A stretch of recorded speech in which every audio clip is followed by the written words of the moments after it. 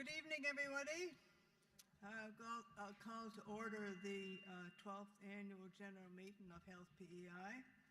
My name is Helen Flynn. I am a member of the Board of Directors of Health PEI and Chair of the Quality and Safety Committee. I'll be your Master of Ceremonies for tonight's meeting. It's my honor and pleasure to welcome everyone to tonight's meeting. This is a provincial meeting, and we're very pleased to be hosting this event tonight from Charlottetown and online on the Health PEI website as well as YouTube. A few items before we get started. The bathrooms are located outside this door to the left. We ask you, if possible, to wear a mask, especially if you're up and about, unless there's a medical reason not to do so. If you don't have a mask, there are masks provided or available outside the door. In addition to the live broadcast, this meeting is being taped and will be available for future viewing on our Health PEI website. So we welcome our friends and colleagues joining us at home. We're pleased to have translation services available this evening for those of you in the audience who wish to listen to the proceedings in French.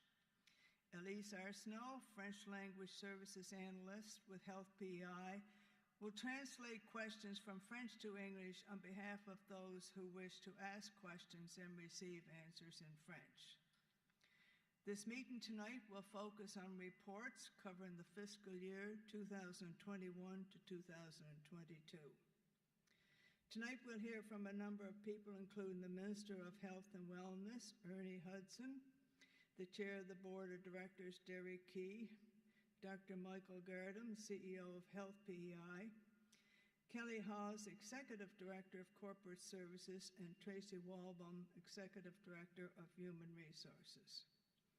Following the presentation of reports, William Montelpere, a member of the Quality and Safety Committee, will present the 2022 Leadership Excellence in Quality and Safety Awards. Those are awards that are presented every year at the annual meeting to certain staff. Following the presentation of the reports and awards, we'll have a short question and answer period to respond to any questions you may have regarding the reports. Persons watching from home may ask questions online by emailing emclean@gov.pe.ca. So those are the starting points. It's now my pleasure to introduce to you the Honorable Ernie Hudson, Minister of Health and Wellness. Minister, I invite you to bring greetings to this meeting.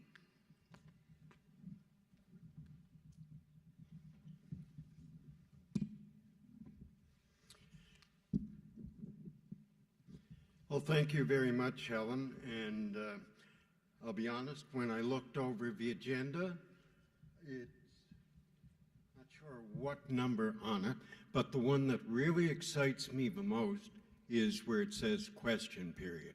I thought that was over for today. Apparently not.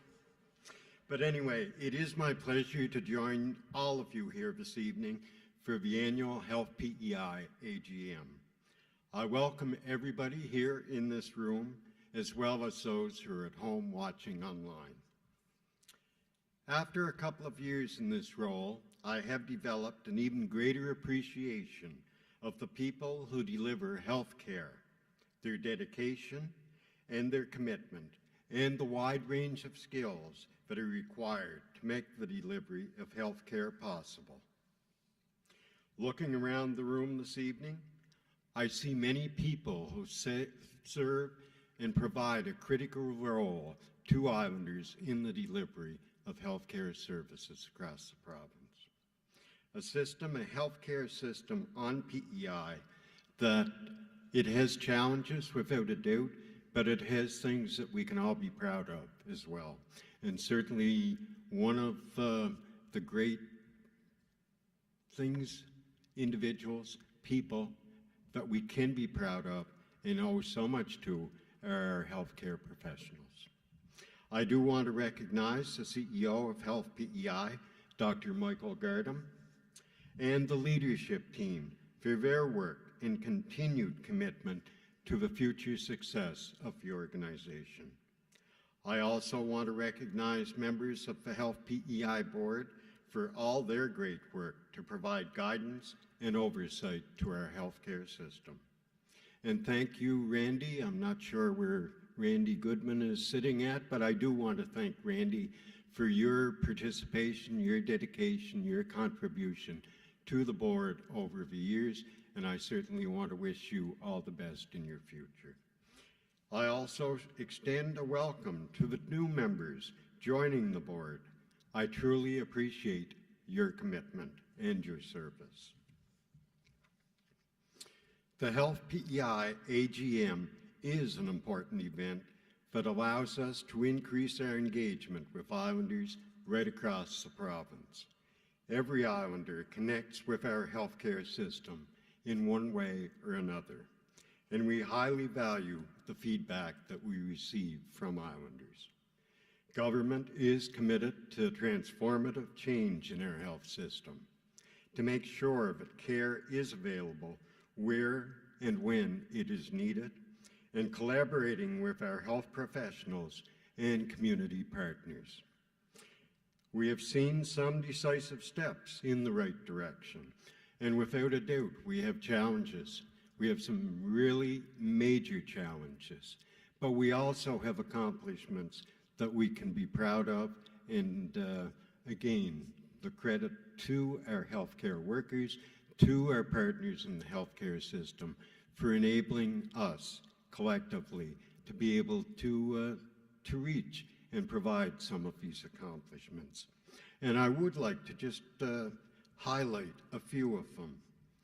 Ambulance transfer units, the Pharmacy Plus program, increased family physician incentives, medical homes in neighborhoods, medical homes being endorsed by the College of Family Physicians of Canada and here in the island. RCW tuition coverage, increases in RN, RCW, and LPN seats, additional paramedic seats for training here at Holland College, and those additional seats being dedicated to Islanders. Formulary expansion, with 83 new medications having been added to the formulary over the last year, and over the next few weeks there will be a number of additional medications that will be added to the formulary. Shingles vaccine for those that are over 60, an announcement that was made very recently. Previously it had been 65 and over. It has dropped to 60. And I would like to share with you a quote from CanAge annual report. And it states, "It's incredibly impressive that Canada's smallest province has emerged as the national leader in adult immunization. The government of PEI scores the highest overall in this report." We look at mental health and addictions. Our mental health and addiction single point of access line, mobile response units, addictions extended care, the PEI Alliance for Mental Well-Being to provide that upstream availability and working with community partners to provide, again, that upstream interventions. The Substance Use Drug Program, which, as I understand it, from across Canada, it is the only substance use drug program that also covers 2 medications for alcohol.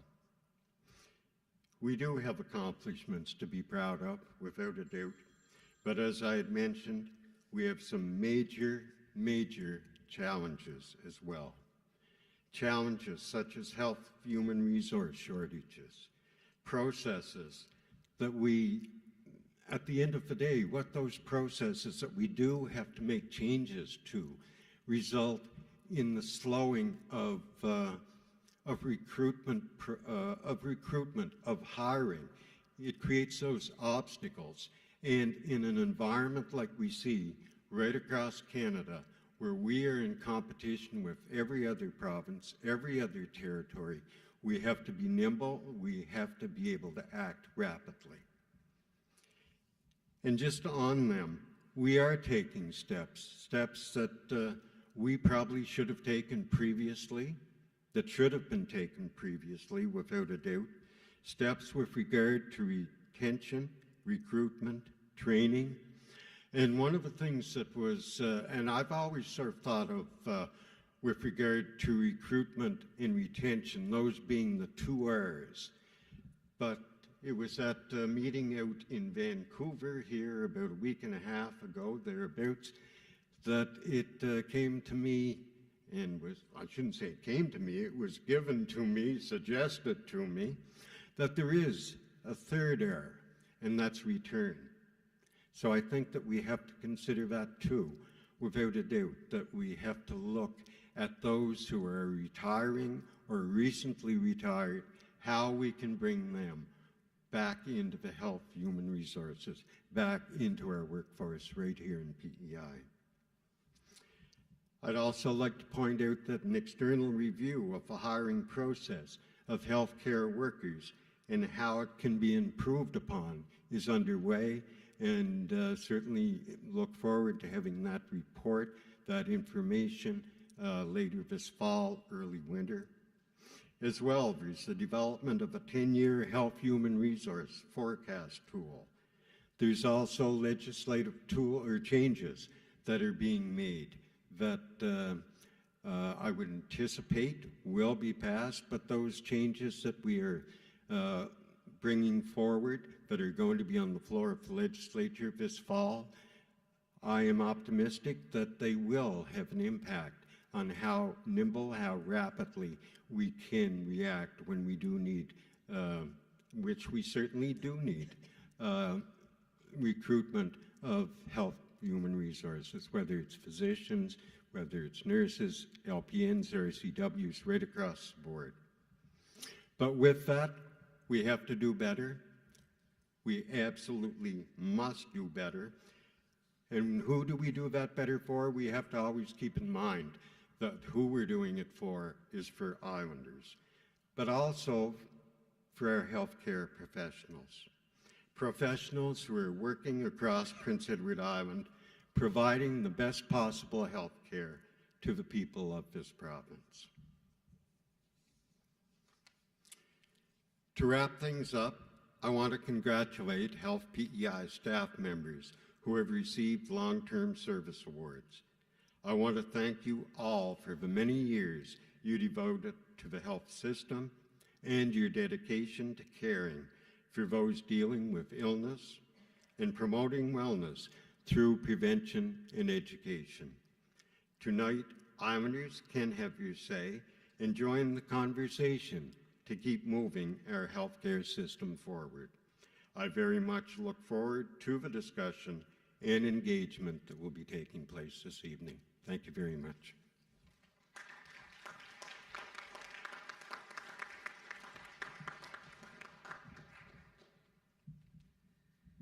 Thank you, Minister. So before we move into the remainder of tonight's meeting, I want to introduce to you the current Board of Directors for Health PEI.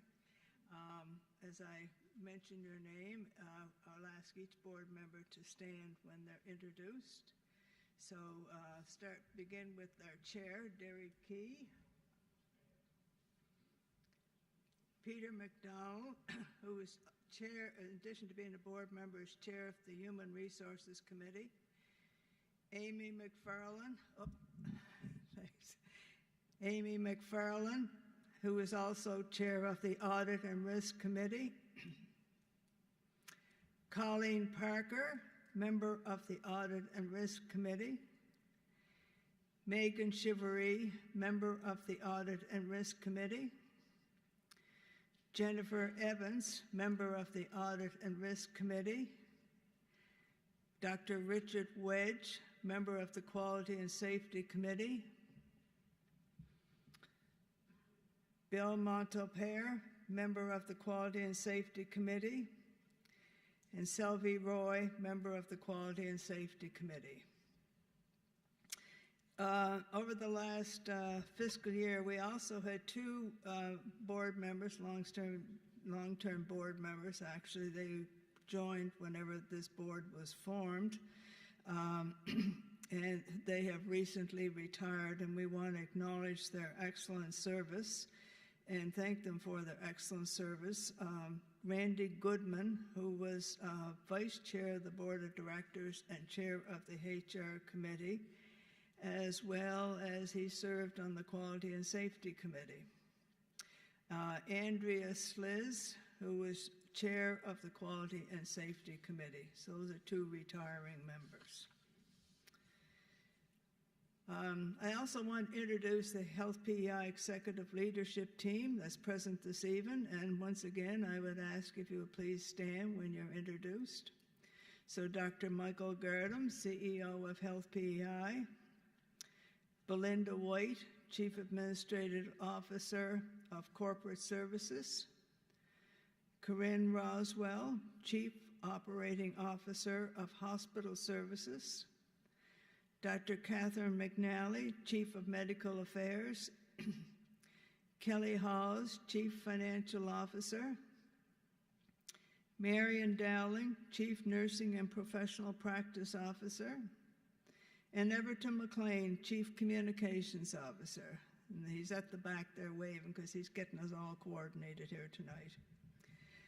So that is your leadership team, both from the board and from the executive leadership team that move Health PEI forward.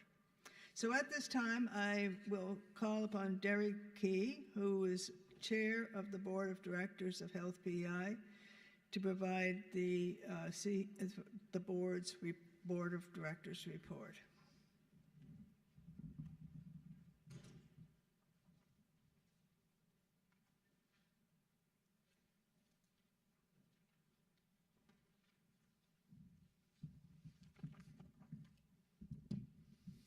Good evening, ladies and gentlemen. Hello?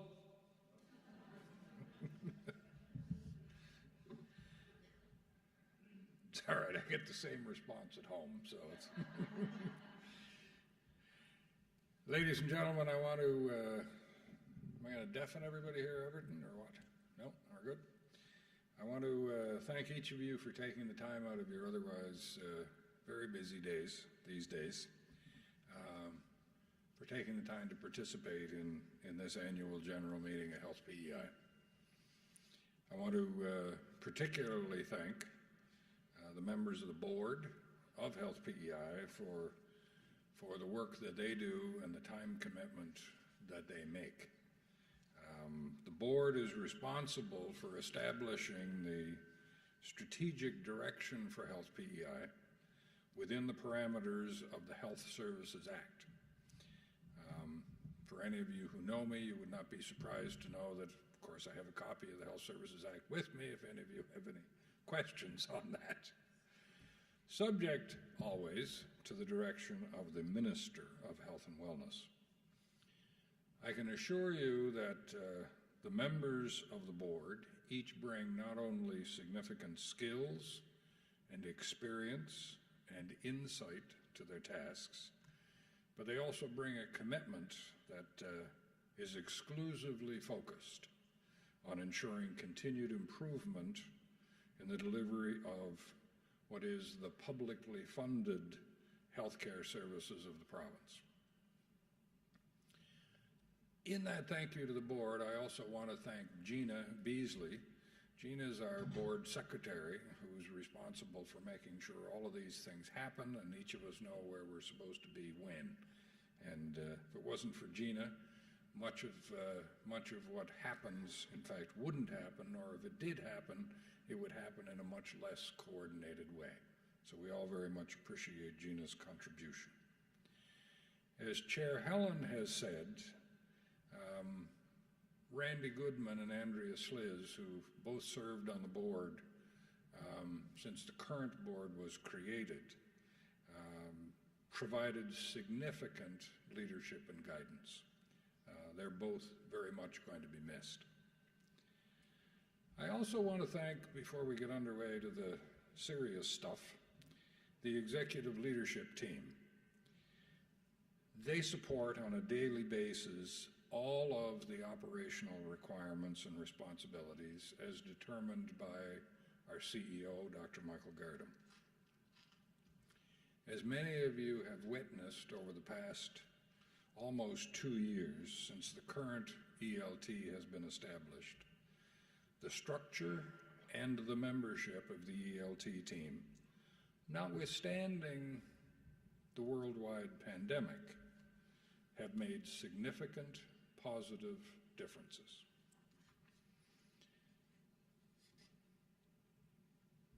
While I'm handing out bouquets, I also want to particularly thank the nurse practitioners, the lab techs, the dietitians, the cleaners, the nurses, the kitchen staff, physicians, clerical assistants, and the more than 5,000 individuals who ensure that healthcare services are delivered every day with care, integrity, and excellence.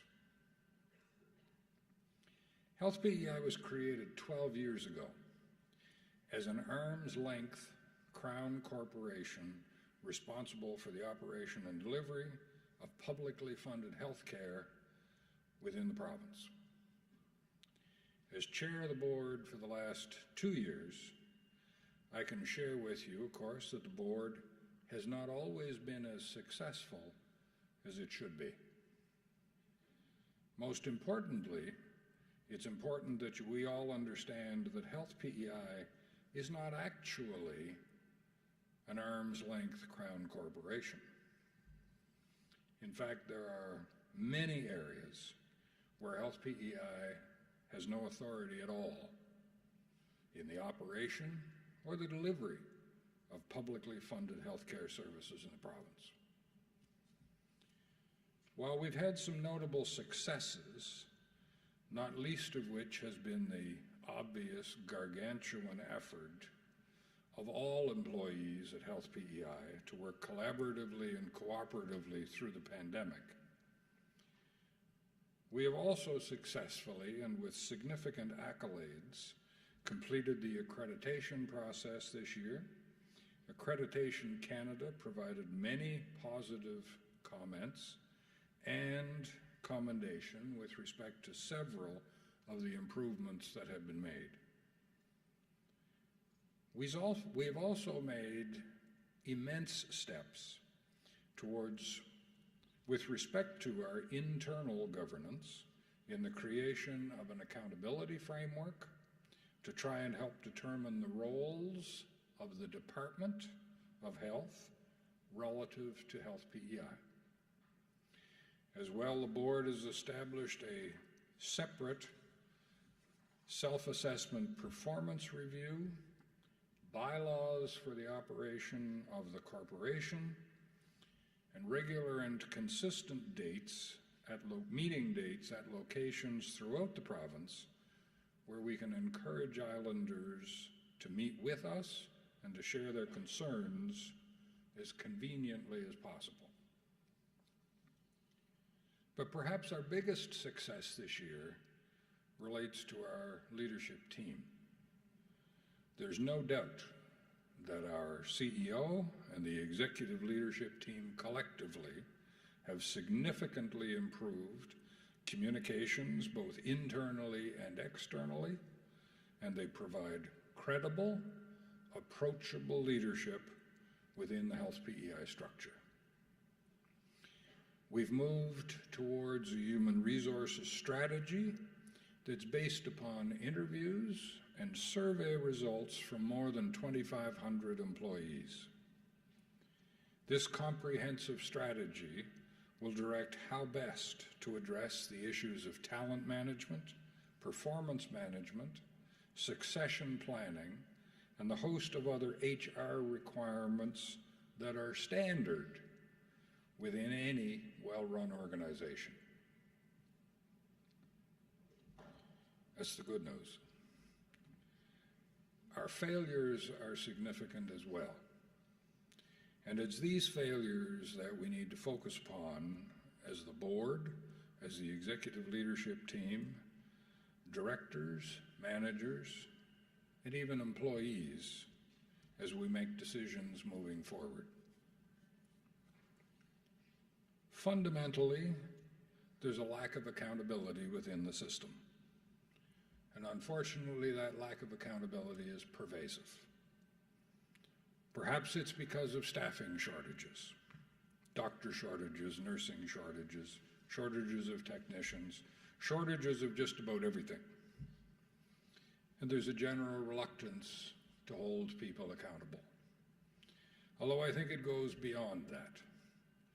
And whether it's in physician audits, nurse managers failing to respond to complaints or concerns, or medical assistants failing to provide basic patient services as simple as answering the phone, there's an overall reluctance to act upon those failures. Perhaps under the circumstances of existing shortages, that's understandable. But I come from a place that believes that failure to act ultimately leads to a culture and a result that none of us are satisfied with. Our other notable failure is jurisdiction. If we remember what the Health Services Act says about health PEI being an arm's length Crown corporation responsible for the operation and delivery of publicly funded health care services, there are questions that should arise in each of our minds, such as, why doesn't Health PEI recruit more people to address the shortages that exist today, and more importantly, the shortages that we know will exist tomorrow? Well, the answer is simple. Health PEI has nothing to do with recruitment. Recruitment's handled by the Department of Health. And I'm told that there's a long history as to why that exists, but it doesn't change the fact that it's a significant jurisdictional impediment. Second question. When qualified applicants approach Health PEI, why are these nurse practitioners or nurses or lab techs not hired? Again, Health PEI is not responsible for hiring. The Public Service Commission is responsible for hiring. So the fact that it takes months between deciding that a position should be posted or that there's a need within Health PEI and actually filling the position is a serious impediment. And unfortunately, given the barriers that exist, it takes far too long to complete a hiring process for someone who's seeking a job at Health PEI. Third question. Why is it taking so long for Health PEI to construct the community health centers that were promised by government so long ago? The Department of Transportation and Energy is responsible for the planning, design, and construction of all physical structures. So while it took 14 months to construct the Empire State Building 100 and however many years ago, it takes longer than that to create a plan and a design for a community health center in Prince Edward Island. That's fundamentally wrong from where I come from. Fourth question. Why are the work schedules for nurses and other practitioners within hospitals and long-term care facilities still being completed so inefficiently on paper and in scribblers? Scheduling and call-out software has been a priority of Health PEI for years. We also have no learning management system technology that ensures that our employees have the training to do their jobs safely and efficiently. In fact, we do not even have a Health PEI intranet that allows for internal employee communications. All of our technology needs fall under the responsibility of ITSS. And given their responsibilities, in fairness, throughout the government structure, legitimately, the needs of Health PEI are not always the first priority. But that doesn't change the fact that those are critical elements that are outside the control of Health PEI, and they lead to significant problems in the delivery of healthcare services. And my final obvious question, that I'm sure is in all of our minds, how about addressing the scope limitations of pharmacists and nurse practitioners? If there is low-hanging fruit that exists that would allow better, quicker, more accessible healthcare delivery for many day-to-day needs, it would be in expanding the scope of pharmacists and healthcare practitioners to a level at least comparable with other provinces. Again, Health PEI, as an independent Crown corporation, has no authority over that. Instead, that requires legislative attention and the necessary cooperation to make the changes that are required to improve healthcare delivery in Prince Edward Island. So in short, while the legislation contemplated creating an arm's-length Crown corporation responsible for the operation and delivery of publicly funded healthcare services in Prince Edward Island, in reality, what was created was an entity that necessarily must cooperate and collaborate with the Departments of Health, Public Service Commission, Transportation and Energy, ITSS, Treasury Board, and of course the Legislative Assembly for everything from recruitment to hiring to facilities to technology to scope of practice for our professionals. What should be simple is unnecessarily complex and in many instances outside the jurisdiction of Health PEI.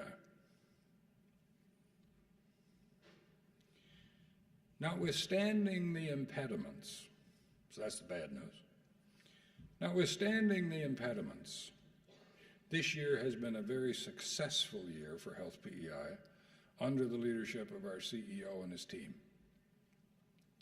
We've made measurable progress in each of the 4 pillars set out within the strategic plan. You will see in the report from our CFO that we continue to be financially responsible and prudent insofar as possible within the healthcare realm. Progress is being made in expanding training for healthcare professionals at both Holland College and UPEI, and progress appears to be being made in the development of the Faculty of Medicine. Those are all critical component pieces. But if we're to avoid falling backwards, or worse, finding ourselves within a healthcare system that is collapsing, as described in many of our sister provinces, I believe that it's absolutely critical that the priorities for fundamental change in accountability and jurisdiction have to be addressed. They've been talked about for a long, long time. Most of us are old enough to remember the litany of structural changes that have been made over the last 25 years. These structural changes have ultimately taken us to where we are today. And we would perhaps disagree on the measure of success that that revolving door of new structures and new names has actually resulted in. I think we need jurisdictional changes, not structural changes. I think, however, in closing, that if there are lessons to be taken in how best to approach the challenges that we're facing today and that we all foresee on the horizon for tomorrow, those lessons are most simply stated as follows. We need to be able to hire the people that we need, train them, reward them, and treat them well. We need to give these people the tools, all the tools, that they need to do the job. And we need to hold them accountable. That's it. Simple.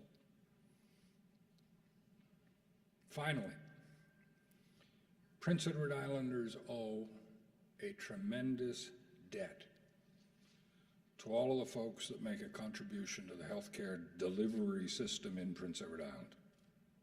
The obvious ones are the nurses and the doctors and the nurse practitioners and the paramedics. We see them. Equally important are the people who keep our more than 55 facilities clean and warm and lit. And the folks who ensure that all of our patients and our residents are fed and they're cared for and they're exercised. And the home care workers who make it possible for our parents to stay at home longer. And our communications people who share the information that we need to have shared. And our HR people who coordinate and train and evaluate and encourage all of our employees. The point is that every employee has a role to play and a contribution to make. As Prince Edward Islanders, when we think about it, I think we all recognize this reality, and we're grateful for everything that they do. When I first spoke as chair of the board, it had been after I had been appointed for a week. And I had had the opportunity to read reams of material. And the thing that kept coming across to me was, I'm not sure we know how to deal with employees properly. And what I said that evening now 2 years ago, and I'm going to repeat tonight, is to merely pose a question to every employee at Health PEI, to ask themselves, and perhaps for us to ask vicariously, how important is your responsibility within Health PEI? For the want of a nail, the shoe was lost. For the want of a shoe, the horse was lost. For the want of a horse, the rider was lost. For the want of a rider, the message was lost. For the want of a message, the battle was lost. And for the want of a battle, the kingdom was lost. Each of us is a nail within this system. And every single nail is important, with none more important than any other. Thank you very much.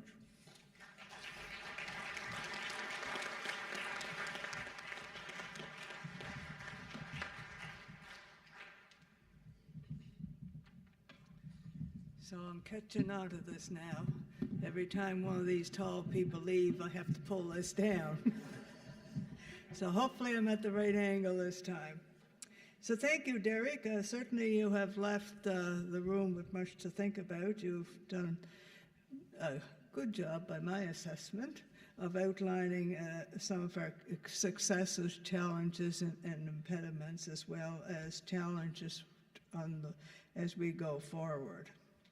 The next item on our agenda is a patient staff story. This year we've had many successes, including the progress made on the new mental health campus. One key accomplishment has been the development and opening of the new Extended Care Addictions Facility. This site provides support for islanders identified as women 18 years of age and older, requiring a supportive residential environment to help maintain a substance-free lifestyle. So we're going to show you a short video to show you some of what this advancement means for island women.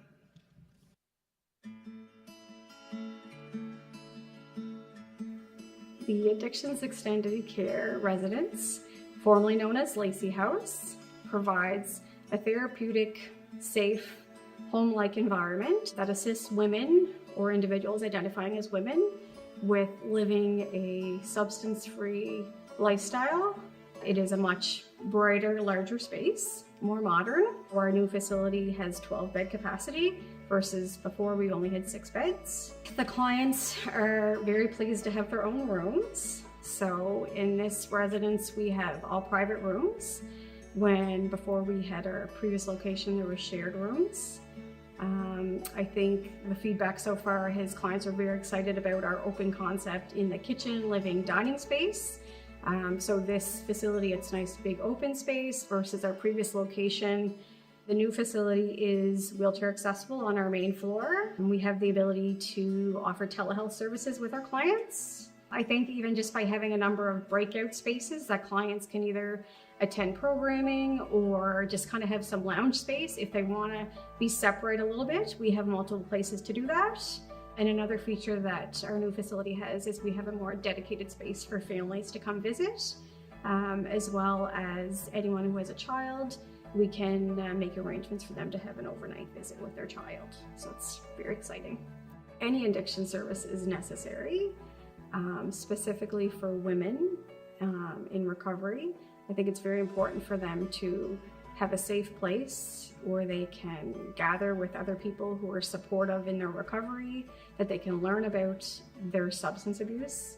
And by doing that in a nice, new, bright facility, it just makes it a lot easier for the women who are coming through our doors. I just feel like if you're in a happy, healthy space, it just kind of helps with your mindset and your mental health.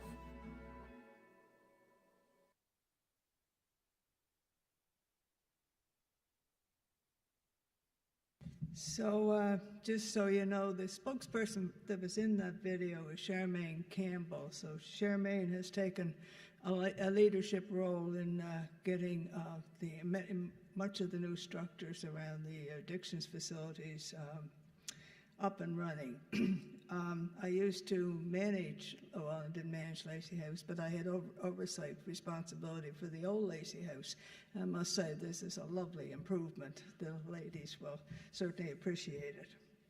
I'll now call upon Kelly Hawes, who's the Chief Financial Officer of Financial Services, to provide the financial report.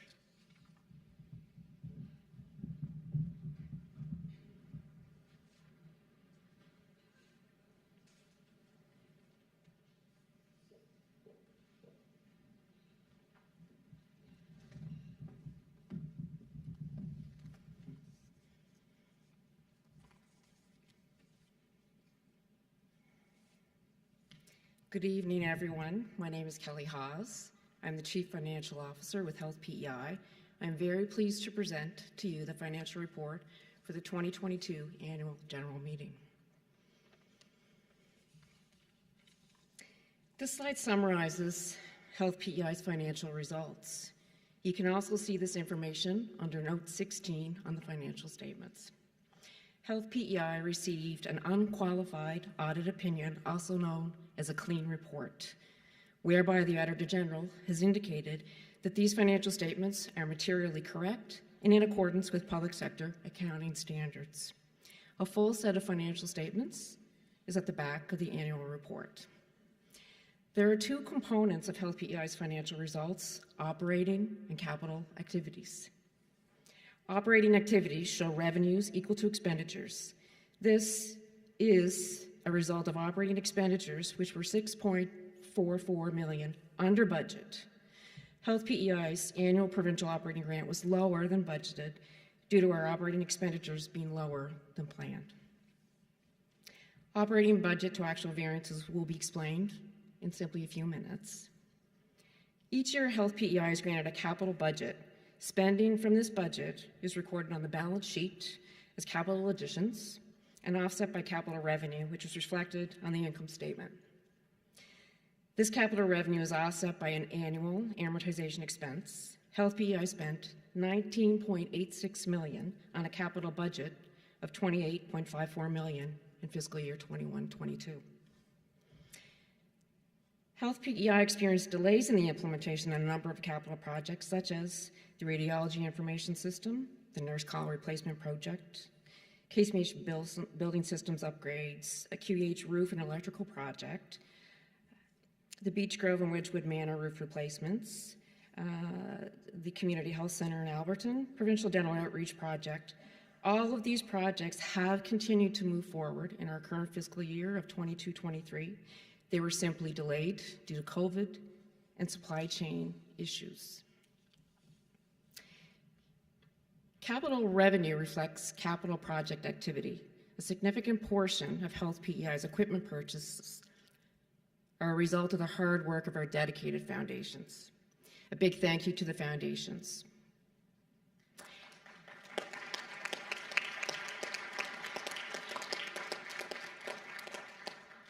Funding from the foundations allowed Health PEI to purchase equipment such as anesthesia machines and monitors, numerous digital mammography units, gastroscopes, CT simulator, ECG management systems, radiography units, ventilators, beds, mattresses, stretchers, wound therapy systems, bladder volume measuring systems, shower chairs, med carts, a clinical chemistry analyzer.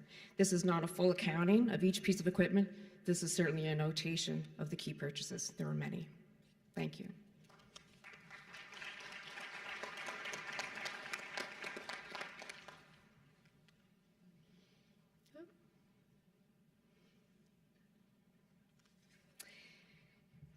The 2021 operating expenditures were $6.44 million under budget for the year.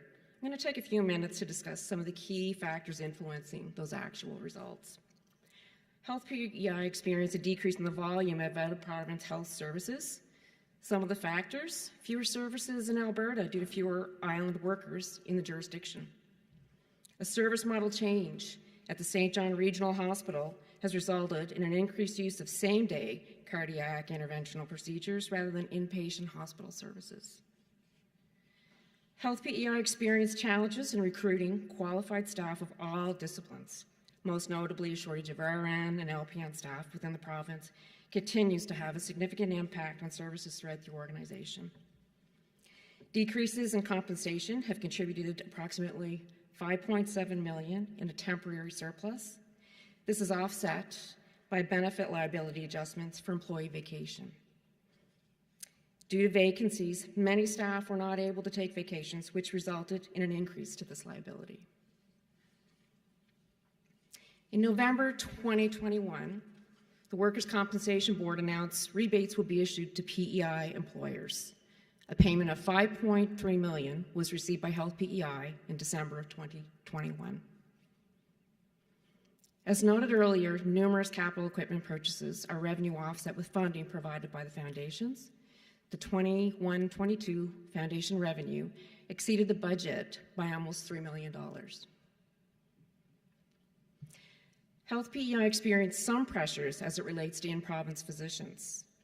Due to patient demands, additional physician resources were required for ophthalmology, which result in services greater than budget for consultations, procedures, and cataract services, an increase of more than 6,000 services from the previous year.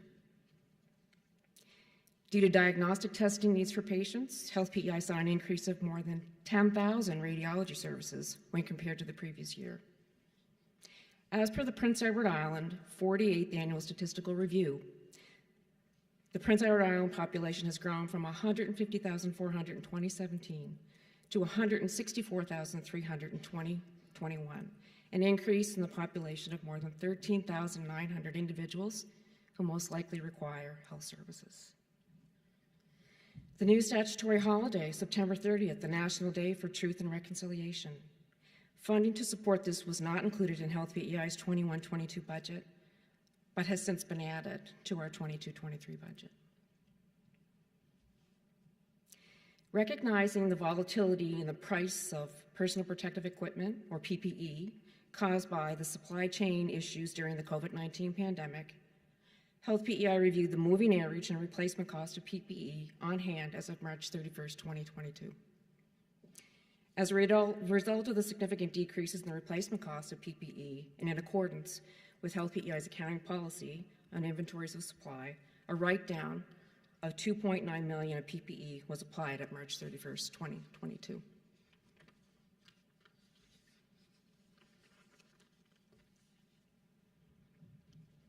Health PEI's COVID response spend for fiscal year 21-22 was $17.4 million.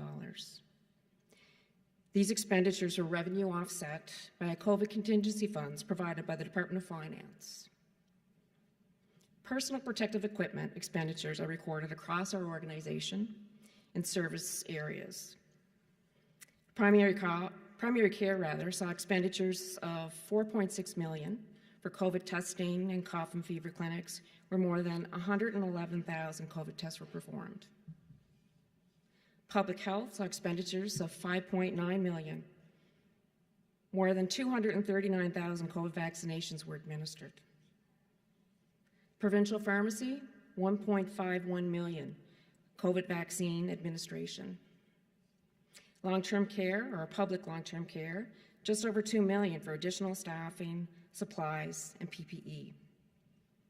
Grants to private long-term care homes, $3.48 million for temporary financial supports for private long-term care and community care facilities to offset costs incurred for their COVID response, which included staffing, cleaning, PPE, and testing. Revenue of $1.67 million. Lab fees charged to non-residents for COVID testing. At our province health services, Health PEI saw a decrease in the volume or utilization of Outer Province Health Services due to travel restrictions and patients' desire to travel. Expenditures at the IWK Nova Scotia were trending lower than previous years. There were also fewer services provided to Islanders in Ontario and New Brunswick.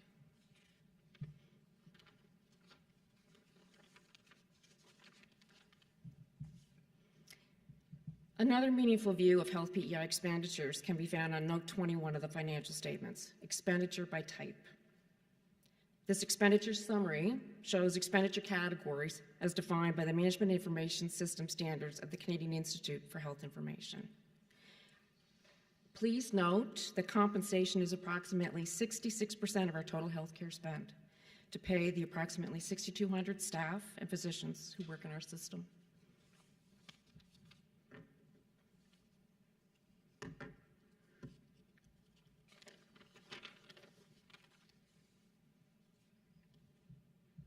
I would like to take this moment to thank Health PEI staff for their dedicated service. I would like to acknowledge the hard work of Health PEI's policy planning and evaluation team who have prepared Health PEI's 21-22 annual report. Thank you to the Health PEI board who continue to work with Health PEI staff to provide meaningful strategic leadership. Thank you.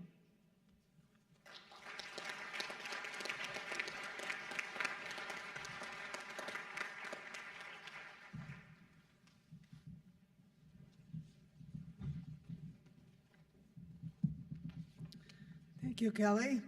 I'll now call on Michael Gardam, Dr. Michael Gardam, Chief Executive Officer, to provide the Chief Executive Officer's report.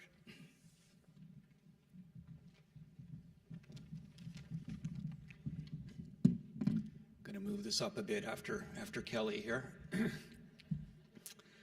Hi, everybody. It's a real pleasure to be here this evening and welcome you all to our annual general meeting. I'd like to start off first with our long overdue renewed focus on equality, diversity, and inclusion by making a land acknowledgement. We acknowledge the land we gather on as the ancestral home of the Mi'kmaq, and we respect the Mi'kmaq as the Indigenous people of PEI. Derek took most of my talk, so there's that. But I'll just say a few things here. First of all, like everybody who's been up here already, I would like to thank our staff. This past year has been one hell of a year. Not only have we had a once-in-a-century pandemic, we've had all of the chronic problems that Derek nicely laid out for you, all of the chronic challenges of our healthcare system. And of course, we had the worst hurricane to hit the island in recorded history. Wow, that's been a lot for people to go through. I also want to, as Derek did, I want to acknowledge our leadership team. Many of the people are in the audience here today. We hear a lot of talk on the island about our frontline staff, and our frontline staff are absolutely crucial. Without finance, they don't get paid. Without human resources, they don't do payroll. Without professional practice, we don't know what practices we should be following. Without operations, we don't know what we should be focusing on. Our ELT members, our executive directors, our directors and managers who are in the audience have really gone above and beyond and truly are the best team that I've ever worked with. And I think that we really need to acknowledge the fact that since basically, what was it, Christmas Eve? They've pretty much been working every day up until probably this summer, every weekend in the evenings, trying to keep our healthcare system running. So on behalf of myself, and I think the board of directors as well, I'd like to just thank all of our leaders for the work that they've done.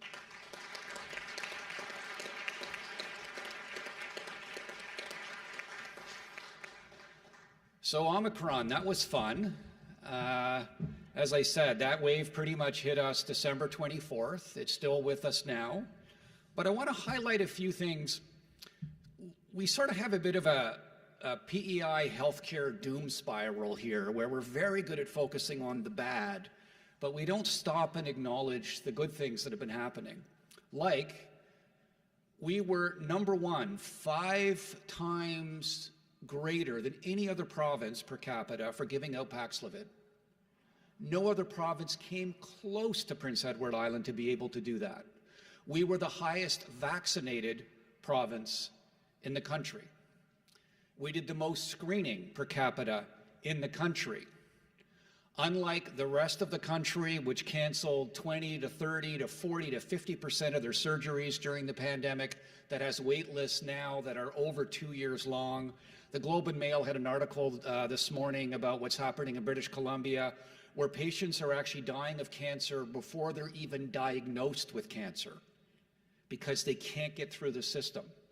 Here in PEI, we canceled about 1% of our surgeries. So PEI has done extraordinarily well during this pandemic, despite all of the problems that our system has. And that really speaks to, wow, like the healthcare workers who work here are very dedicated people, because it was not like that anywhere else in Canada. Then we have Fiona. During that weekend, we had healthcare workers with no power, driving over power lines, driving over trees, leaving their families at home, coming to work in the dark. They showed up. And frankly, I was so incredibly amazed by that. And one of the things that I'm very proud of this year is recognizing the fact that people were able to make it in during the worst natural disaster in recorded history here, to be able to actually give them some financial reward for doing that. It goes a little bit towards the ways to repairing some of the relationships that Derek was talking about. Another thing that Derek has mentioned that we've been doing is, I've been in this role for a year now, and I think I was 15 seconds into the role when I started hearing about all the problems of Health PEI and how, we don't have a great workplace and people are leaving and da-da-da-da-da. We've spent the last year listening. As Derek mentioned, we have rolled out a very comprehensive employee engagement survey to hear from our staff. We are now working through how we are going to fix things, working with our frontline staff. That's a huge positive step. and it's going to take time.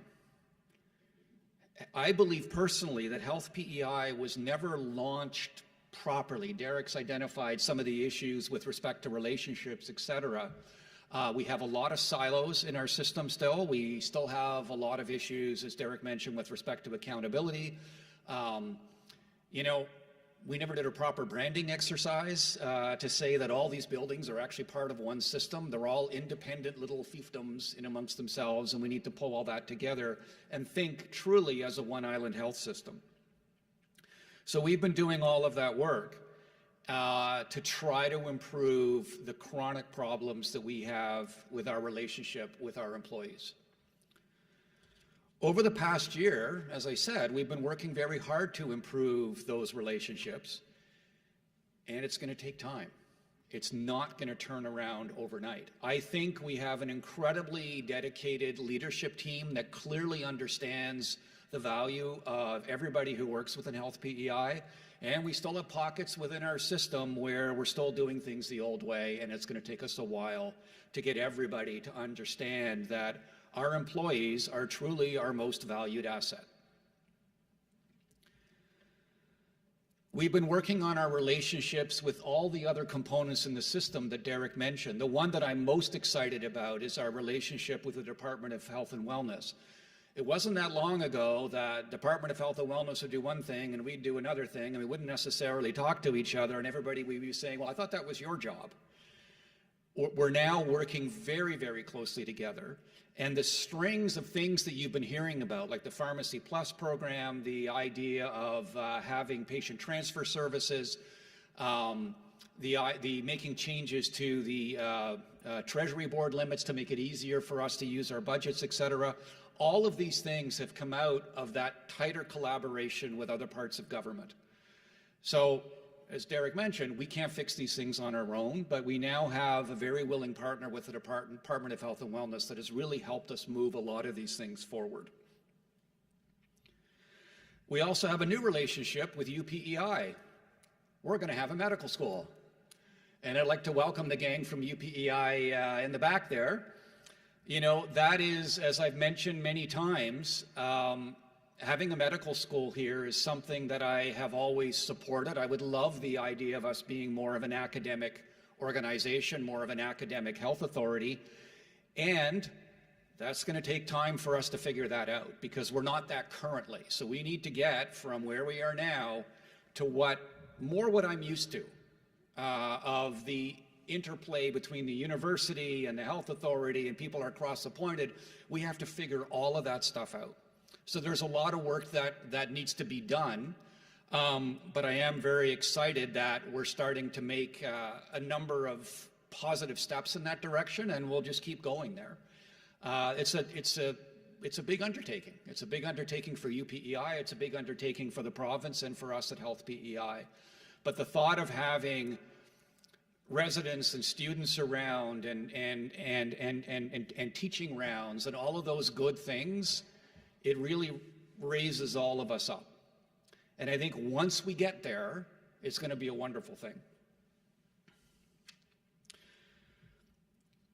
We're doing a lot of work internally. As I mentioned earlier, the way Health PEI was set up, that we have a number of silos, we're really thinking province, right? And I've heard many, many times since I've been here that whenever somebody like me says province, somebody goes, aha, you're taking away services from somewhere. No, we're simply recognizing that all of our services are for the province. And so we need to figure out what works best where and what we do.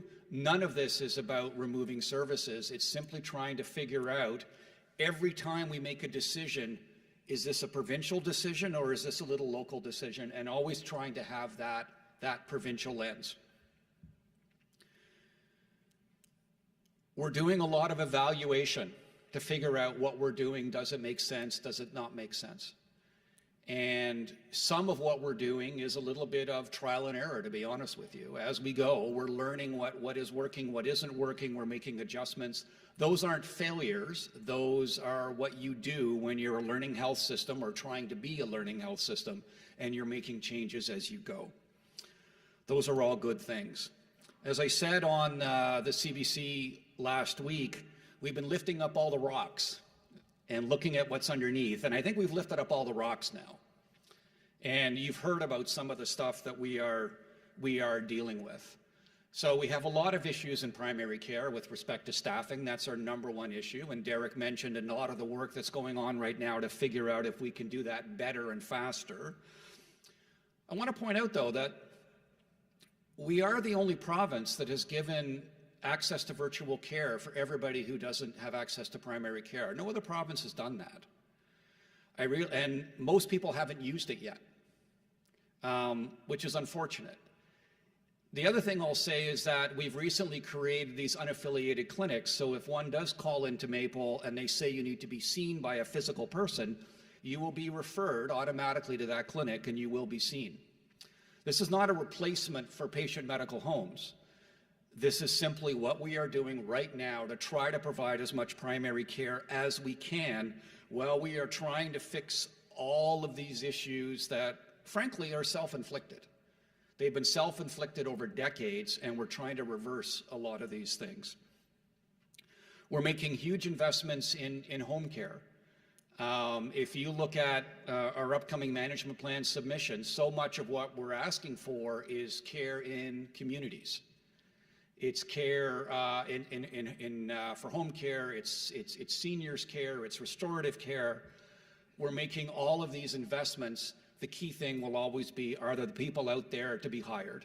I believe there are people out there to be hired. I just think our system has traditionally been so slow and frankly bureaucratic that I think people give up and they go elsewhere. I think if we actually really were very, very quick, I'm talking from the time we notice that we need somebody to having them working 2 weeks later, I think that's where we need to get to.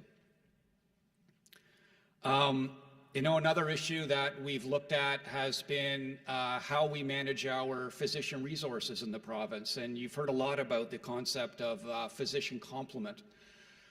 Just to explain what that's an older concept that's been around on the island for quite a while, which basically says we say how many doctors are allowed to be in each region. So if you've got 7 doctors in a region and you're only allowed 7, one of them leaves and a husband and wife team comes along and they're both family doctors, you can only hire one of them. You can't hire both. There's a concern that if we get rid of that system, that people won't want to work in rural communities anymore. But of course, people working in rural communities now could easily move to Charlottetown right now. We have more openings in Charlottetown and Summerside than we do anywhere else in the province. People like where they work. They like the work that they're doing. They're not moving. So the idea of getting rid of that, it's another bureaucratic barrier, is that now we can hire what we need. And we can plan for the future, and we can hire more people as they come along. In my mind, it's a very good thing to get rid of what I described as a Soviet-era planning system. So to sum up, there's no way around the problems that we're in. There are no quick fixes to what we're doing. It is going to take a few years for us to get our healthcare system moving forward. What I am encouraged by is in another role that I have, which is a national role, and I see all across the country, in most parts of the country, governments continue to look for Band-Aid solutions, for duct tape, for quick fixes. What we're doing here is a much more fundamental refresh of the healthcare system, which is what we need. No amount of Band-Aids are going to fix Canadian healthcare anymore. We have one of the worst performing healthcare systems in the developed world. Soon we will be replaced by the United States so that we will be the worst performing healthcare system in the developed world. That's not just PEI, that's the whole country. So we can't be putting Band-Aids on anymore. We have to do a lot of really, really innovative and really far-reaching changes in order to get to where we need to go. The last thing I'll say is, as I mentioned earlier, the PEI healthcare doom spiral, where everything's bad, everything's negative, We can't acknowledge the positive, and we keep going around and around and around. And I have to admit, I too suffered from the PEI health doom spiral for the first 9 months of my career here, because it was so oppressive. However, we are making significant improvements. Most islanders are not going to feel those yet, but they're coming. These things take time to work, but we are making a number of improvements in a number of areas, and I fully predict by next summer, it'll feel a little bit different. It'll feel a little bit better. It won't be quite as chaotic. But it's going to take us 5 years to really get to where we need to go, and there's no way around it. We just have to go through it. So thank you very much. And at this point, I'd like to introduce our next video. This video is on one of our quality improvement projects, which I'm honestly so proud of. And it sounds boring, but it's not. So it's about our new provincial bed flow plan. What it used to be like when I first came here was every hospital for themselves, right? PCH would kind of stick it to QEH, and QEH would kind of stick it to PCH, and KCMH would, like it was just, everybody was operating independently of each other. And what the operations team has done now is basically be able to pull all of those beds as a provincial resource, so that we're now working far more tightly together, which is what islanders need. And it's a much better use of our system, and it's helped dramatically to decrease the number of days when our emergency rooms are overwhelmed, et cetera. So I will point you to the video where that will explain it better than I just did. Thank you so much.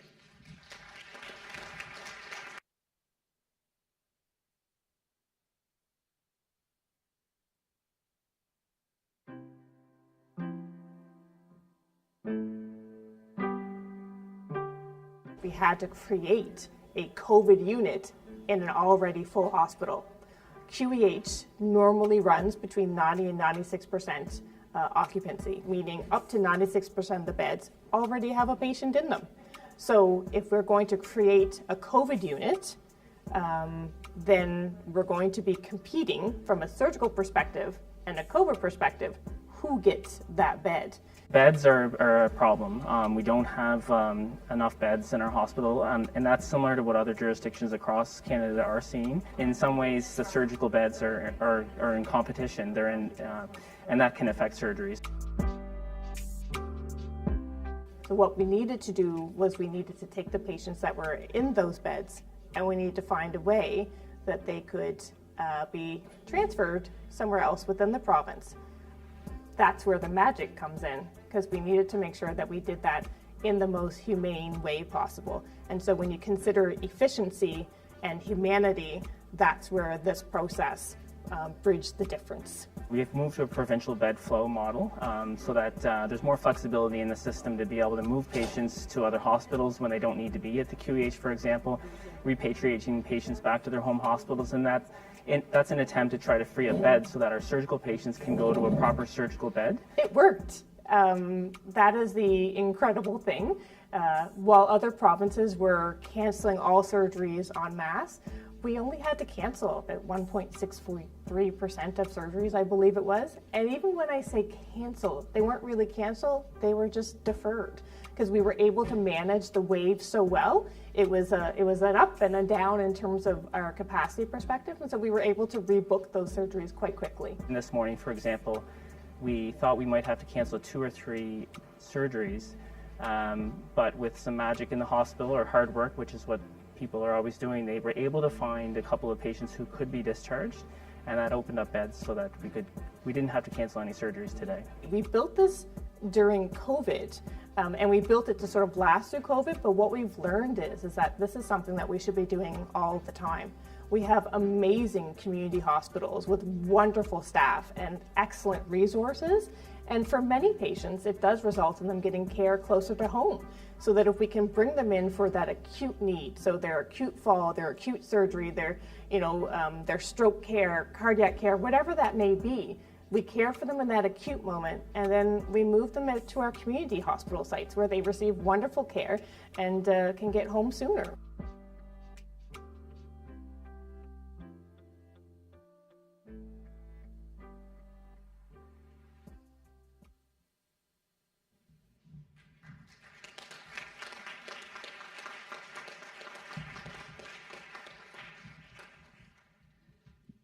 the mic again. So thank you, Michael. It's hard to believe you're only here a year in this role. There's been a lot happening. I'm sure you'll all agree. So now I will call on Tracy Walbaum, the Executive Director of Human Resources, to acknowledge staff, long-term staff awards, long-term service staff awards. Tracy.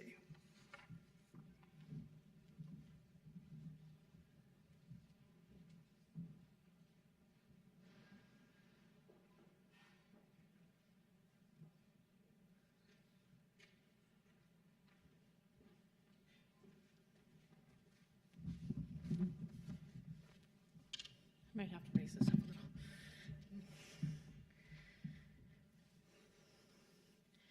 Hello, everyone, and good evening.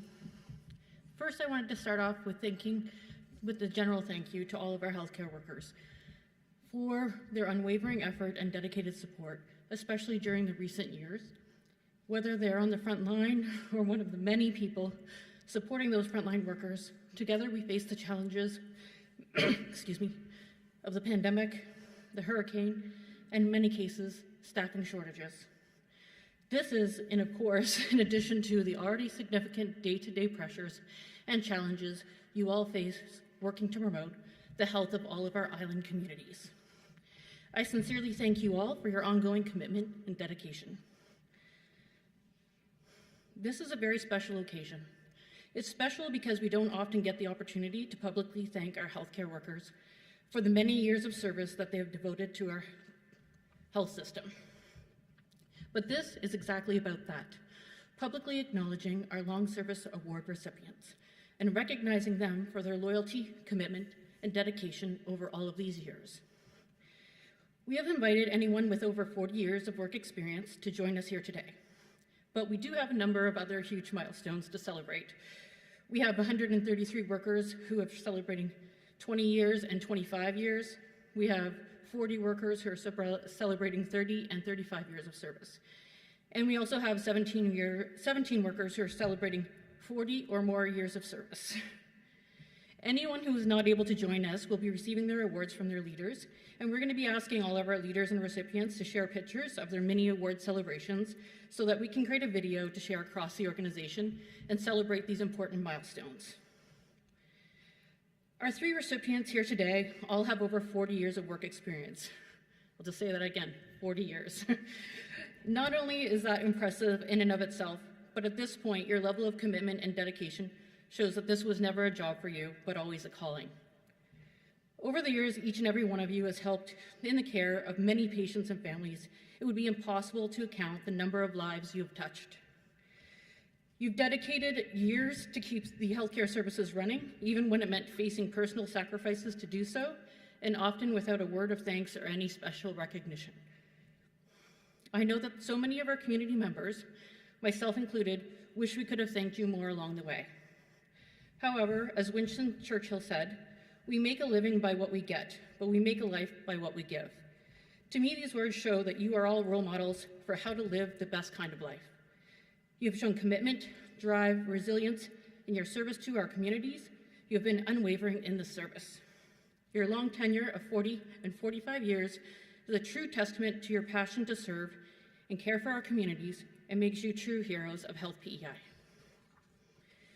So I'd like to ask you all to please join me today in recognizing some of our long service award recipients. To begin with, we'll ask Marlene Glover to come up to the front.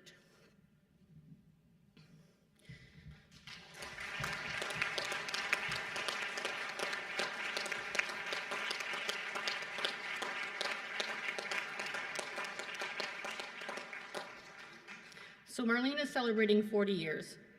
Kathy Anderson had these words to share about Marlene. If you ask any of Marlene's colleagues, they would say she would be their #1 pick to look after their loved ones. She is diligent, thorough, and person-centered. Marlene is known not just for working the assigned hours, she has come in on days off or extended her shift to make sure all of the work is complete. Marlene is one of a kind. Thank you again, Marlene, on behalf of Health PEI.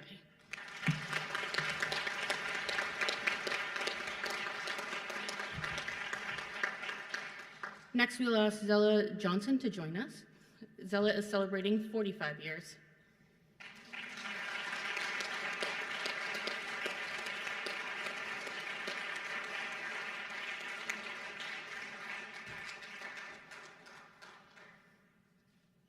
And Karen Dunn had these words to share about Zella. Zella has supported nurses through many, many changes over the years, including the transition from charting on paper to charting electronically. While changes have been inevitable, Zella has been the one who honors tradition. For example, many staff may remember seeing Zella around the hospital as one of the last remaining nurses to wear her nursing cap as part of her uniform.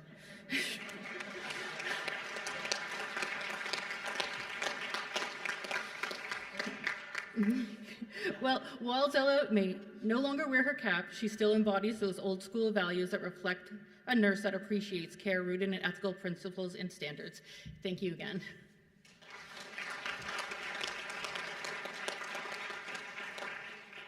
And last but not least, we'll ask Tim Stanley to join us. Tim is celebrating a 45-year milestone, and he's also celebrating retirement this year. So Kim Wood wanted to share these thoughts about Tim. Tim retired July 2021 after 45 years of service with Health PEI, but continues to be employed casually, so I guess he loves us so much he can't stop working for us. Tim's presence on Unit 8 is such an asset. From his years of knowledge, ability to problem solve, and his willingness to be the best team player, Tim is so kind to our patients and their families. Staff on Unit 8 missed him greatly, but we are so happy he is enjoying his retirement with his wife, Donna, 2 daughters, Sarah and Vanessa. Tim is often seen walking his daughter's dog, and of course on the golf course. So thank you again, Tim, on behalf of Health PEI.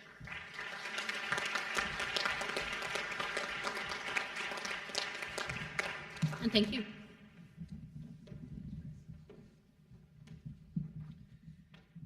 Thank you, Tracy, and congratulations to anybody who has been working the same job for over 40 years, same employer for over 40 years. It would be quite commended, so thank you all for that dedication. We will move on now to the presenting of the Leadership Excellence in Quality and Safety Awards. As I mentioned earlier, these are awarded every year. So this year, Bill Montopere, or William Montopere, is going to take over the microphone here, and I will do the presentation. So I'll ask the people, the recipients, to come up in front of the microphone area here and to receive your award.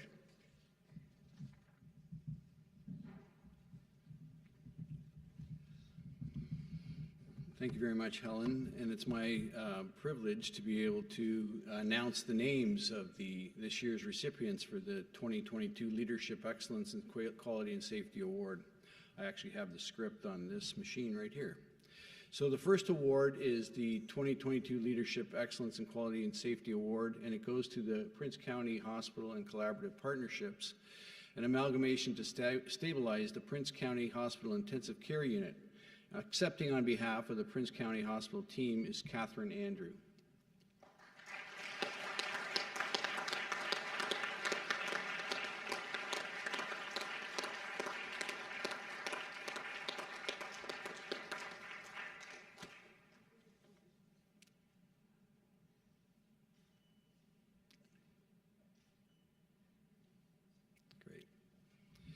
The second award of the 2022 Award of Merit in Leadership, Excellence in Quality and Safety Award is for Innovative Public Health, and it goes to Children COVID Clinic with Prince County Hospital, awarded to Kelly Wright, Ashley Buchanan, Shay Lee Pickering, Lydia Rayner, Trevor Waugh, and Wendy Sheen.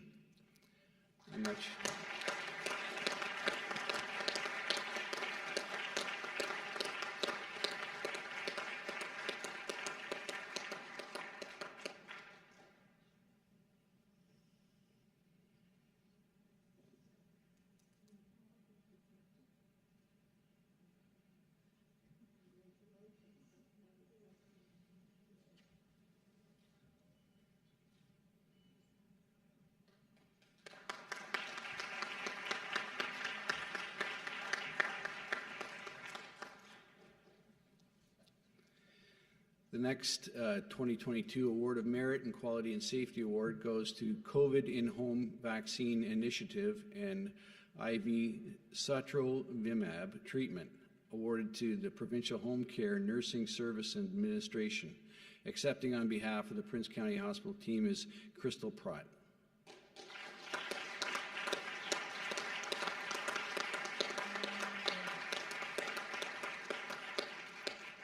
So Helen will make sure that that gets to Crystal, I'm sure. Okay.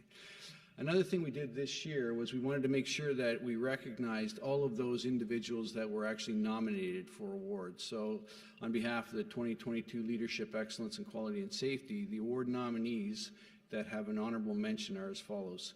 Trevor Waugh from Prince County Hospital, Cecile Walsh-Gallison from Queen Elizabeth Hospital, Prashanth Gunti, Resident Care Support in Long-Term Care, Charmaine Campbell, Addictions and Mental Health, Jana Kurish, Prince County Hospital, Tracy Diamond, Queen Elizabeth Hospital, Megan Murphy, Long-Term Care Dementia Unit, Jennifer Snodgrass and Carol Seller, Queens West Primary Care, and Miriam Mim McGinnis, Hospital Support Worker. So if we could have a round of applause for those honorable mentions.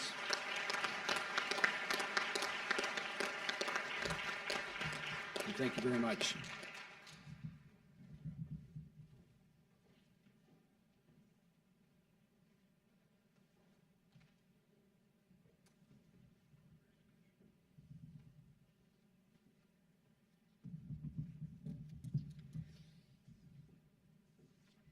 So thank you, Bill.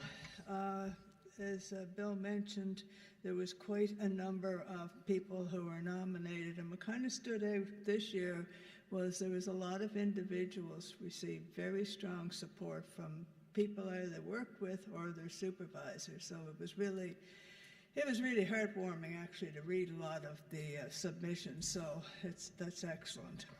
So that concludes the presentations. So now I'll invite anyone who wants to ask a question to do so. There's a microphone provided over here. So if you want to ask a question of any of our presenters, I invite you to make your way to the microphone. Please identify yourself by name before you ask your question.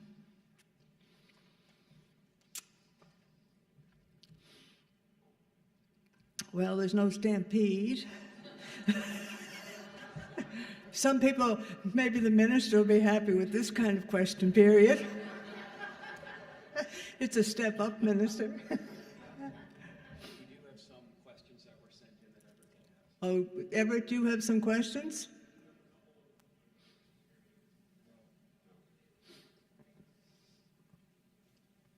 Hello? So I do have a couple of questions that were sent in ahead of time. The first one, and I do want to apologize to some people who sent their questions ahead. Some of them are more personal in nature, so you will get an email back with a response. So the first one is regarding the UPEI Medical Faculty of Medicine, and talking about the very positive information that came out from the Faculty of Medicine most recently, as well as mentioning Health PEI leadership and our comments within Health PEI about the medical school, saying not as many public comments as we would expect. And the question is, what kind of pressure this project is putting on our very precarious healthcare system and physician workforce? What are the dangers of these? Is the current proposed timeline realistic from Health PEI system's perspective? Does Health PEI have any control over the speed of the project? In the event that we judge it should be slower in the best interest of the healthcare system? And what are we slowing down or foregoing in order to pursue the medical school? So I think I'd direct that one to Dr. Gardam to start. Thanks, Everton. So the big challenge with going from where we are to where we need to be involves, especially with respect to a medical school, involves us recruiting academically minded physicians. And what I mean by that is these are doctors who may want to teach, they may want to do research, etc. And I think that that's a joint activity between us and the university, where we figure out who's a good candidate and we bring them in. We also have doctors within our system. We have a surprising number of doctors actually within our system who have an academic background, who may have an interest at being faculty at the medical school as well. And I know some of those doctors have already come forward. Our big challenge that we have to figure out is right now those doctors are doing essentially 100% clinical service. So if we're going to ask them to teach, let's say 50% of the time, who's doing that clinical service for them? There's also the issue of how they get paid for that, but that's the easy part. We can figure that part out. The big thing we have to figure out is how do we backfill those doctors that we currently have? What this basically means is we need to recruit more doctors, and we can't just think of our medical staff as cogs in a clinical machine where they're doing 100% clinical. We're now asking them to do other things.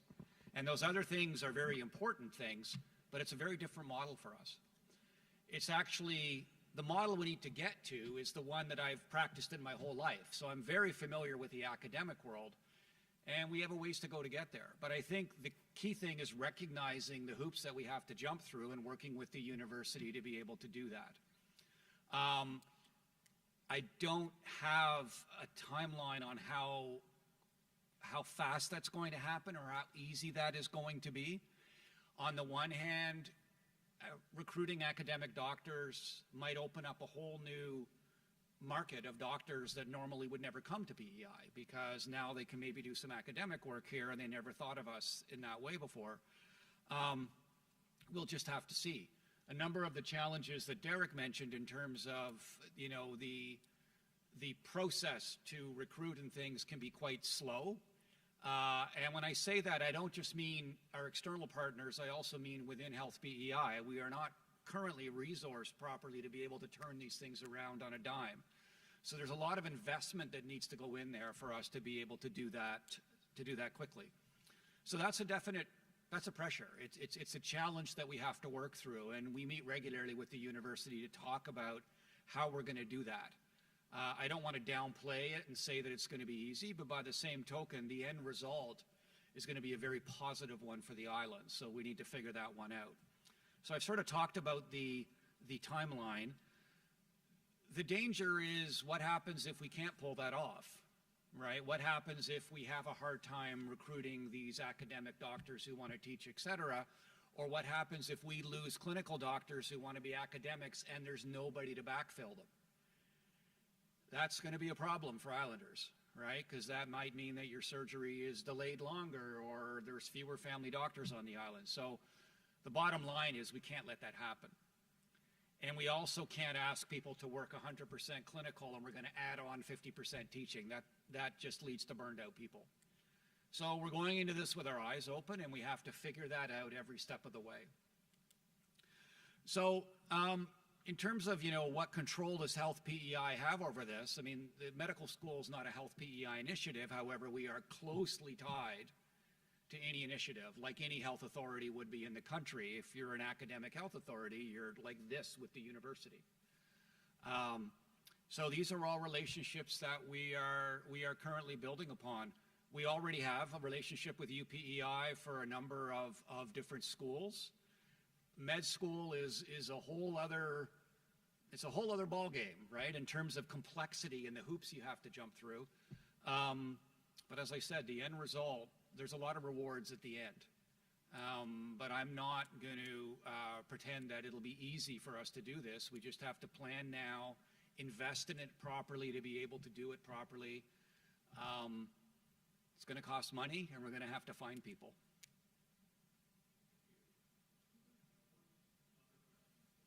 We have online here. A staff member actually submitted this one and noted that we have significant increases in age and senior population within PEI, and this age group is going to be accessing diagnostic imaging as well as laboratory services more often. We all understand there's a critical shortage of nurses, nurse practitioners, as well as physicians on PEI. However, these individuals cannot perform their jobs without these important services, referencing diagnostic imaging and laboratory services. The workload is increasing proportionally with our aging population, and employees are becoming burnt out and feeling the effects. Is Health PEI going to create more FTEs within these services to help with the increase of workload? Does Health PEI have a plan for these services in rural areas? Yes, we are, and yes, we do. The way we're describing our management plan submission for the upcoming year is basically this is the year where we are shoring up Health PEI. We cannot rely on, I mean, the number of PCR tests that we did earlier on in the pandemic, where I believe we had 4 lab techs running our PCR, and it was basically round the clock. And the fact that that group pulled that off is mind-blowing to me, but that's no way to run a system. You can't rely on a few people to do these things. We have very long wait lists in diagnostic imaging. We need to be hiring more people there, and we need to be running our machines more often. You know, I'm used to CT scans running 24/7. I'm used to MRI scanners running 24/7, ultrasound being available 24/7. We haven't been able to staff to do that. But these are things that we are currently putting in our management plan for next year.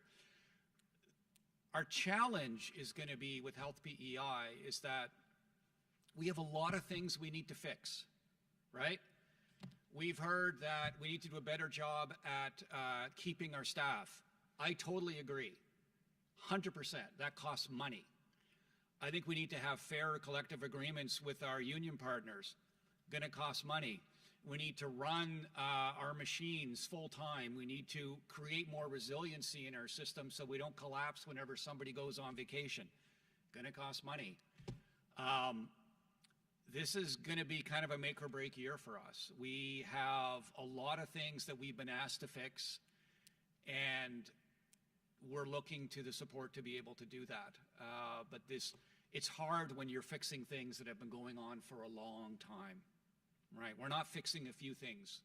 I really describe it as we have 100 fires in the we have 100 irons in the fire at once, and we're just trying to shore up our system so that we can start being more forward thinking. We can start being more strategic. We can start getting into the things that we really want to get into, such as the social determinants of health. Like, we really want to have a much more engaged healthcare system.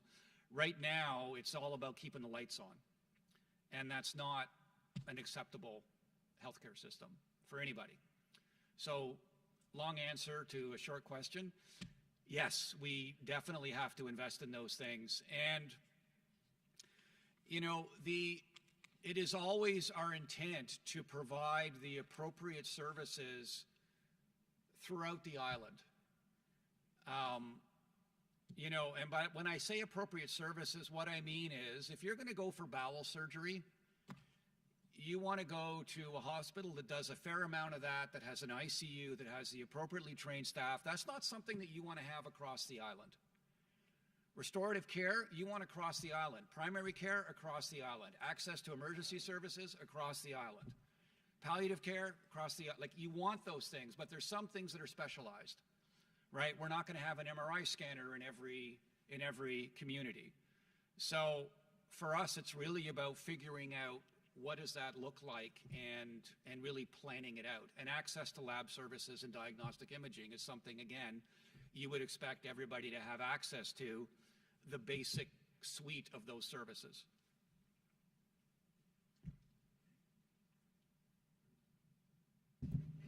Yes, do you want to ask a question? My name is Donna Gormley. Is that on? No, not yet. My name is Donna Gormley, and I'm president of Local 2523. I have a few questions, actually. My first question is about the hiring process throughout Health PEI. Everyone knows it's an issue and it needs to be fixed.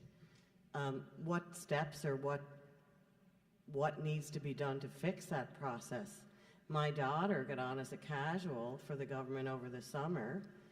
She's still there, but it took her 8 weeks from her interview to the day that she started. Now, in that 8 weeks, she was ready to go find another job because she needed money.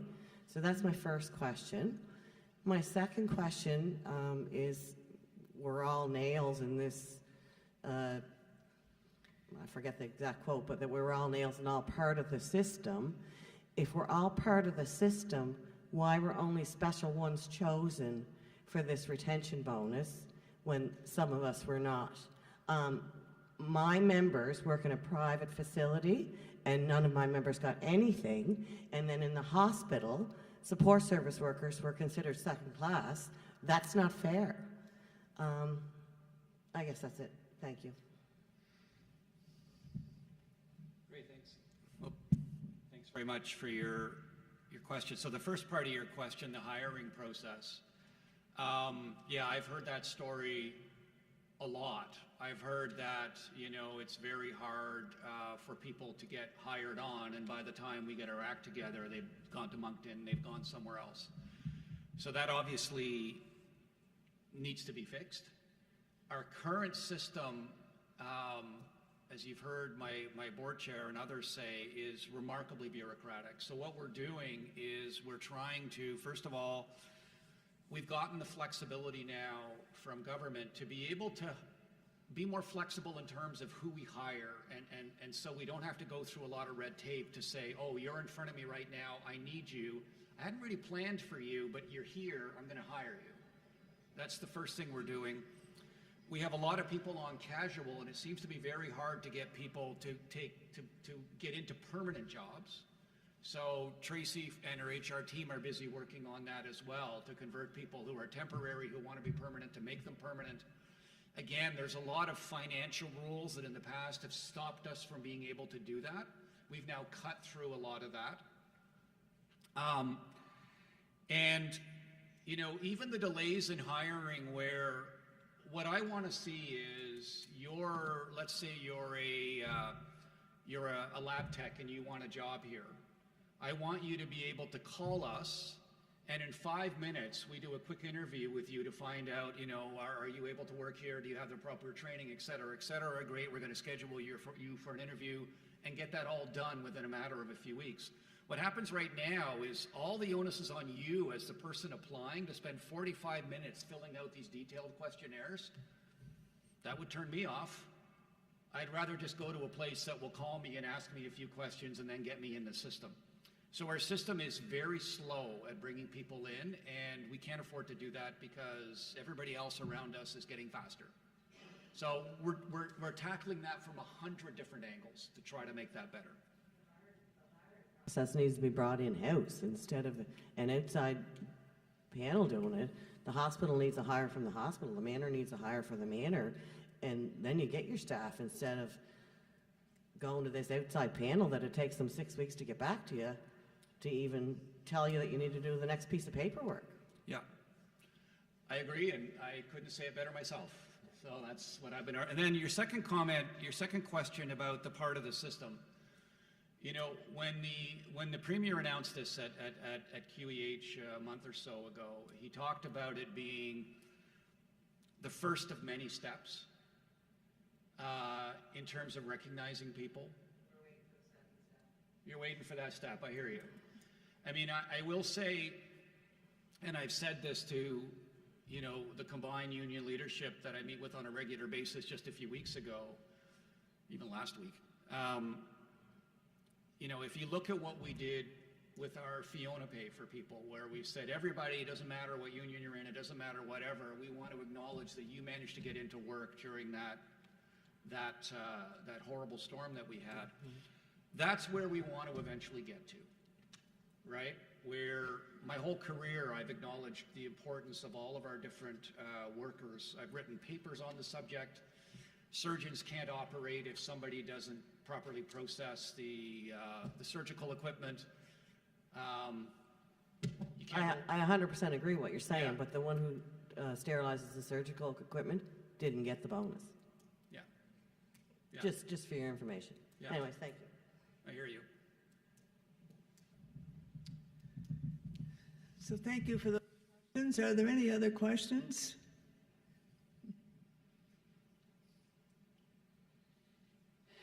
Good evening. My name is Rick Kennedy, and I guess I'm here tonight in my role as president of the Prince County Hospital Foundation. And at the same time, I guess I'm a resident and a taxpayer of this great province of ours at the same time. So, first of all, I'd like to just commend all levels that are at the table here tonight.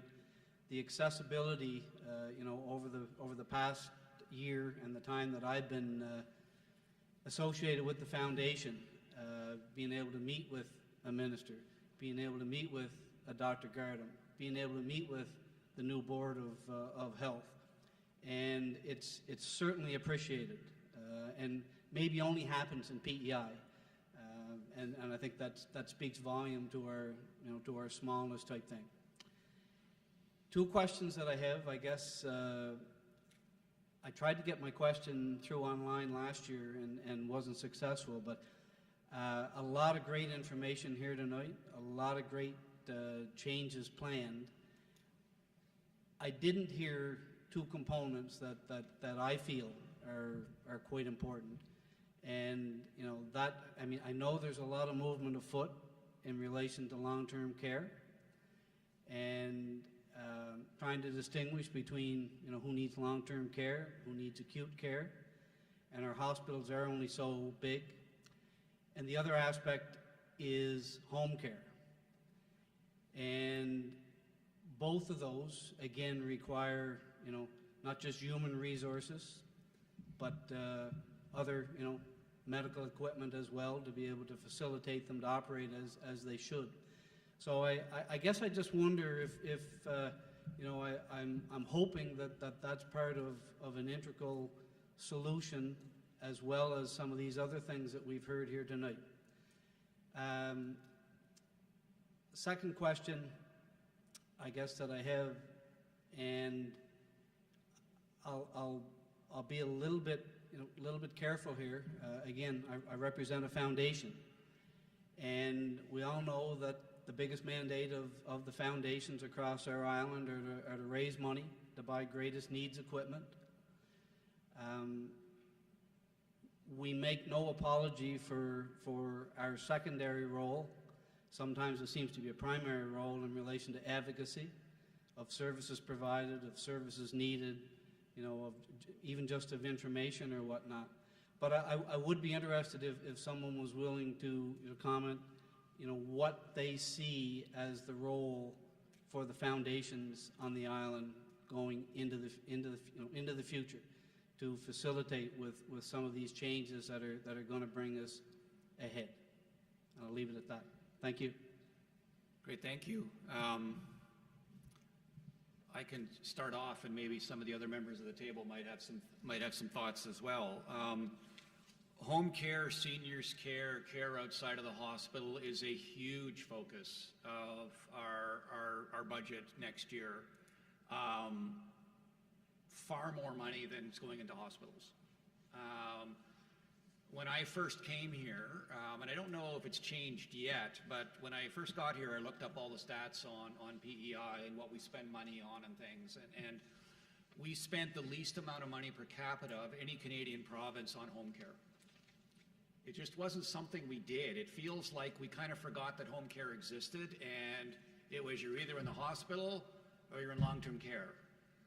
And there wasn't a whole lot there about how do we keep you out of the hospital. I don't know about you, but I don't want to go to long-term care. I want to stay at home as long as I can. And I'm sure everybody pretty much feels that way. And so there's been a huge investment there. One of the big changes was moving to the Inter-I platform, which allows people to do things on laptops now. They don't have to come back to the mothership all the time to make their notes, etc. So home care is probably the most rapidly growing part of the healthcare system right now, as it should be. In terms of the role of the foundation, I come from a different place where I'm used to foundations being very different.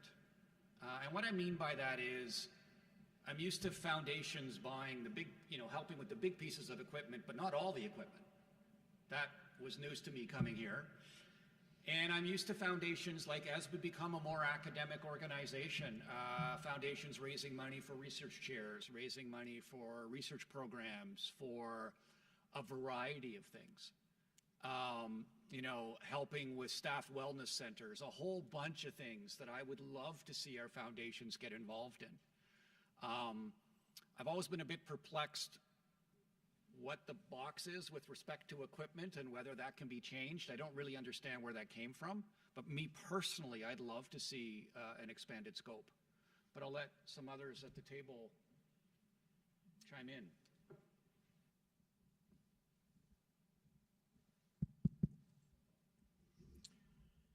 You can hear me okay? Okay, first, Rick, I want to thank you for your role as a foundation and to thank all the foundations right across the province. With regard to acute care, long-term care, home care, I would have to echo Dr. Gardam's comments that I've never came across anybody whose preference would be to go to acute care or long-term care. That's, they want to stay at home as long as they absolutely can.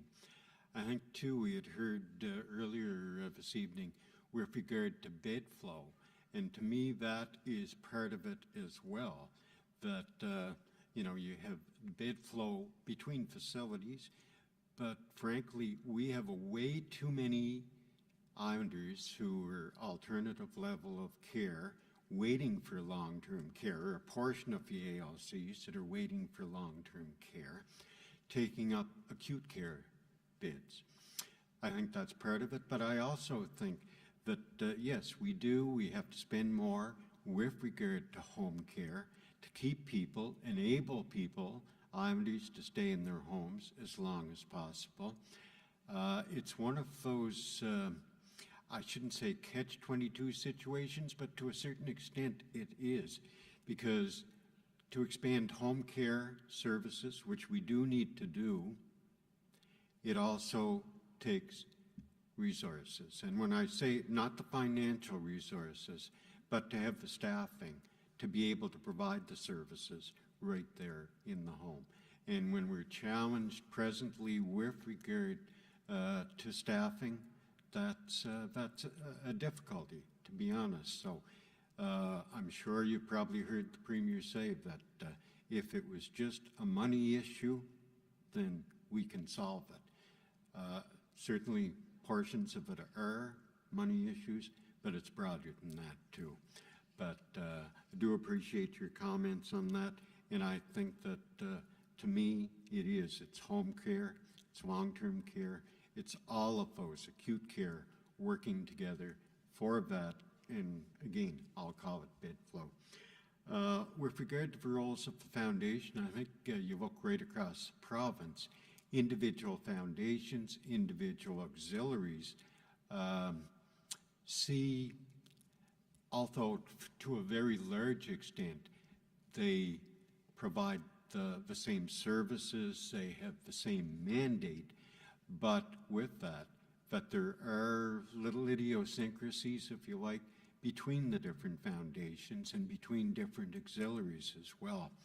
I think it's something that, we are a small province. It's a great benefit in so many ways to being a small province. There's probably foundations and larger centers that would not have near the connection to a local community, and whether that's Charlottetown, whether that's Montague, Summerside, Alberton, O'Leary, but the ones in the foundation know their communities as well or better than anybody else. So I have thought different times that is there not an opportunity here for our foundations and for our auxiliaries to play a role with regard to not the recruitment per se, but that step after healthcare professionals are recruited, and especially if you're bringing in physicians, nurse practitioners, nurses, right across the board into a community that they want to be here in PEI, but probably they don't know just what the local attractions are.